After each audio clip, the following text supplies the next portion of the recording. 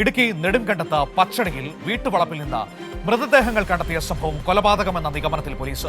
മേരിക്കുട്ടിയെയും മകൻ റജിയെയും കാണാനില്ലെന്ന പരാതിയെ തുടർന്ന് നടത്തിയ അന്വേഷണത്തിലാണ് മൃതദേഹങ്ങൾ കണ്ടെത്തിയത്.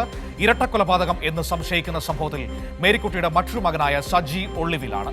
അഖിൽ നമ്മളോടൊപ്പം ചേരുകയാണ്. ഇടുക്കിയിൽ നിന്ന് നോക്കാം എന്താണ് അവിടെ സംഭവിച്ചതെന്ന്. പോലീസ് ഇരട്ടക്കൊലപാതകം എന്ന നിഗമനത്തിലേക്ക് എത്താനുള്ള കാരണം എന്താണ് എന്ന് കൂടി നമുക്ക് പരിശോധിക്കേണ്ടതുണ്ട്. നേരത്തെ പോലീസ് അവിടെ എത്തിയപ്പോൾ അവിടെ ഇവരുടെ കൊല്ലപ്പെട്ട റെജിയുടെ മറ്റൊരു സഹോദരൻ അവിടെ നിന്ന് ഓടി രക്ഷപ്പെട്ടു എന്ന വാർത്തകളൊക്കെ ഉണ്ടായിരുന്നു. നമുക്ക് വിശദമായി പരിശോധിക്കാം. അഖിൽ കൂടെയുണ്ട്. Akhil, good morning. ഈ പച്ചടി എന്ന് പറയുന്ന സ്ഥലത്ത് നിന്ന് ഈ ശരീരഭാഗങ്ങളാണ് കണ്ടെത്തുന്നത്. ഒരു തിരോധാന പരാതി അന്വേഷിച്ചെത്തിയ പോലീസാണ് പരിശോധനയിൽ കണ്ടെത്തുന്നത് ശരീരഭാഗങ്ങളാണ്. കൊലപാതകം എന്നതിലേക്ക് പോലീസ് എത്തുകയാണ്. പ്രാഥമികമായി പോലീസ് നമ്മളോട് വ്യക്തമാക്കുന്ന കാര്യങ്ങൾ എന്താണ്? അവരുടെ സംശയം ആരുടെ നേർക്കാണ്?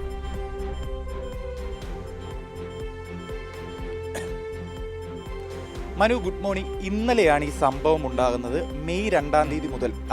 ഏപ്രിൽ 2 മുതൽ റെജി, മേരിക്കുട്ടി എന്നീ രണ്ടുപേരെ കാണാനില്ല എന്നുള്ളതാണ് നാട്ടുകാർ നൽകുന്ന വിവരം.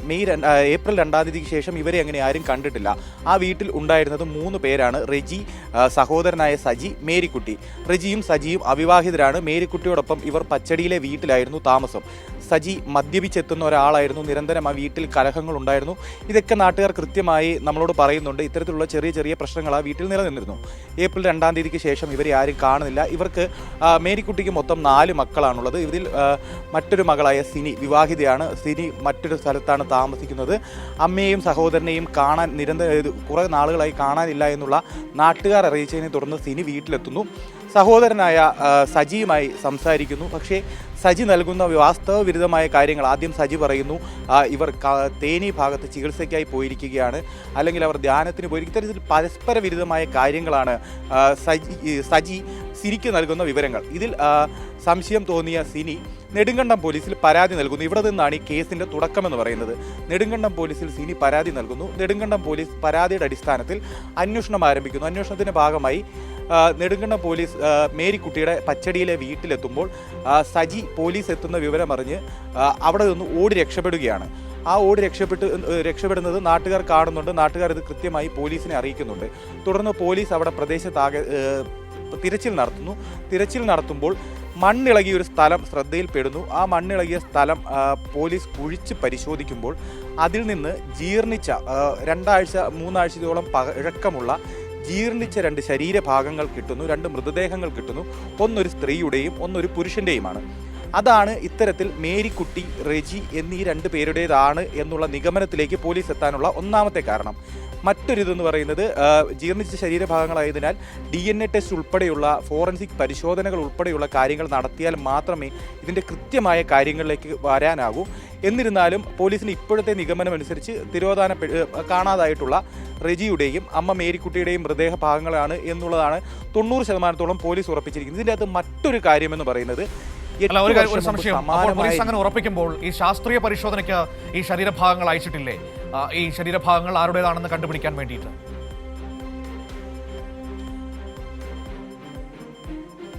മനു, ശാസ്ത്രീയ പരിശോധനയ്ക്കായി ശരീരഭാഗങ്ങൾ അയച്ചിട്ടുണ്ട്. ഇന്ന് ഈ ശരീരഭാഗങ്ങളുടെ പോസ്റ്റ്മോർട്ടം നടപടികൾ ഉൾപ്പെടെയുള്ള കാര്യങ്ങൾ ഇടുക്കി മെഡിക്കൽ കോളേജിൽ നടക്കും. അതിൻ്റെ കാര്യങ്ങളെല്ലാം മുറ പോലെ നടന്നു വരികയാണ്. എന്നാലും പ്രാഥമികമായ നിഗമനത്തിൻ്റെ അടിസ്ഥാനത്തിലാണ് പോലീസ് പറയുന്നത്. മേരിക്കുട്ടിയുടെ മൃതശരീരങ്ങളുടെ പ്രായത്തിൻ്റെ അടിസ്ഥാനത്തിലൊക്കെയാണ് പറയുന്നത് റെജിയും മേരിക്കുട്ടിയും ആകാമെന്നുള്ളൊരു പ്രാഥമിക നിഗമനത്തിലേക്ക് എത്തുന്നത്. ഇതിൻ്റെ അകത്ത് മറ്റൊരു കാര്യമെന്ന് പറയുന്നത്, മേരിക്കുട്ടിയുടെ ഭർത്താവും റെജിയുടെയും സജിയുടെയും അച്ഛനുമായ മാത്യു എന്നയാളെ 8 വർഷം മുമ്പ് സമാനമായ രീതിയിൽ കാണാതായിരുന്നു. എന്നാൽ ആ തിരോധാനത്തിൽ ഇന്നുവരെ യാതൊരു തുമ്പും ലഭിച്ചിട്ടില്ല. അതും മറ്റൊരു ദുരൂഹതയായി, ഈ കൊലപാതകത്തിൻ്റെ അടിസ്ഥാനത്തിൽ മറ്റൊരു ദുരൂഹതയായി അതേ വീട്ടിൽ തുടരുന്നൊരു കാര്യമാണ്. 8 വർഷം മുമ്പ് പാസ്റ്ററായിരുന്ന ഇവരുടെ പിതാവ്, സജിയുടെയും റെജിയുടെയും പിതാവും മേരിക്കുട്ടിയുടെ ഭർത്താവുമായ മാത്യുവിനെ 8 വർഷം മുമ്പ് കാണാതായിരുന്നു. ആ കാലഘട്ടത്തിൽ മുഴുവൻ പരാതികളുടെ അടിസ്ഥാനത്തിൽ നിരവധിയായ അന്വേഷണങ്ങൾ നടത്തിയിരുന്നു. ആ അന്വേഷണത്തിൻ്റെ അടിസ്ഥാനത്തിലൊന്നും ആളെ കണ്ടെത്താൻ കഴിഞ്ഞില്ല. എന്നാൽ ഇപ്പോൾ ഇത്തരത്തിൽ മൃതദേഹങ്ങൾ ലഭിച്ചതിൻ്റെ അടിസ്ഥാനത്തിൽ കൊലപാതകം ആണ് എന്ന് സംശയിക്കുന്നതിൻ്റെ അടിസ്ഥാനത്തിൽ ആ തിരോധാനവും കൂടെ അടിസ്ഥാനപ്പെടുത്തിയാണ് നിലവിൽ പോലീസ് അന്വേഷണം മുൻപോട്ട് കൊണ്ടുപോകുന്നത്. നിലവിൽ സജി ഓടി രക്ഷപ്പെട്ട സജിയിൽ നിന്നുള്ള പരസ്പര വിരുദ്ധമായ മൊഴിയുടെ അടിസ്ഥാനത്തിലാണ് സഹോദരിയായ സിനി പരാതി കൊടുക്കുന്നത്. അതുകൊണ്ട് തന്നെ ആദ്യത്തെ സസ്പെക്റ്റ് എന്ന് പറയുന്നത് സജി തന്നെയായിരുന്നു. സജി ഓടി രക്ഷപ്പെടുന്നു. പോലീസ് വരുമ്പോൾ സജി ഇപ്പോഴും നിലവിൽ ഒളിവിലാണ്. സജിയുടെ ചിത്രങ്ങളടക്കം പോലീസ് പുറത്തുവിടുന്നു. സജിയെ കണ്ടെത്തി കൃത്യമായ വിവരങ്ങളിലേക്ക് ഇരട്ട കൊലപാതകമാണോ ഇല്ലെങ്കിൽ ഇത് സജി ഒറ്റയ്ക്കാണോ കൊലപാതകം നടത്തി അല്ലെങ്കിൽ മറ്റെന്തെങ്കിലും കാരണമുണ്ടോ എന്നുള്ള കാര്യങ്ങൾ അടക്കമുള്ള കാര്യങ്ങളിൽ കൃത്യമായ വിവരം ലഭിക്കണം എന്നുണ്ടെങ്കിൽ സജിയെ കണ്ടെത്തിയതിനു ശേഷം മാത്രമേ കിട്ടൂ. ഫോറൻസിക് പരിശോധനാ ഫലങ്ങൾ ഉടൻ തന്നെ പറഞ്ഞതനുസരിച്ച് വളരെ ഗൗരവതരമാണ്. കാരണം ഇവരുടെ പിതാവിനെയും സമാനമായ സാഹചര്യത്തിൽ ദുരൂഹ സാഹചര്യത്തിലാണ് കാണാതായത്. അതിന്റെ പുറകിലും എന്തെങ്കിലും തരത്തിലുള്ള പങ്കുണ്ടോ എന്നതൊക്കെ വിശദമായി തന്നെ അന്വേഷിക്കേണ്ടതാണ്. ആ പ്രശ്നം കൂടി പരിഹരിക്കപ്പെടേണ്ടതാണല്ലേ?